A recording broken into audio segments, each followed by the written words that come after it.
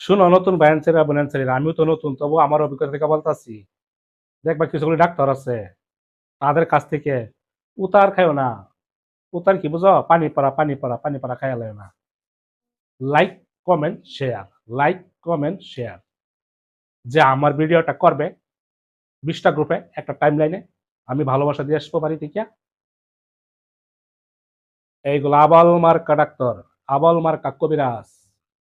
উতার দিব, উতার খাইও না, তা হয়তো তুমি শেষ। বুঝতে পারছো? এগুলা থেকে দূরে থাকবা। নিজের ভিডিওগুলিতে ভালো কোয়ালিটি বানাও, সাউন্ডগুলি কোয়ালিটি ভালো বানাও, এমনিতেই তোমার আইডি গ্রো করবে।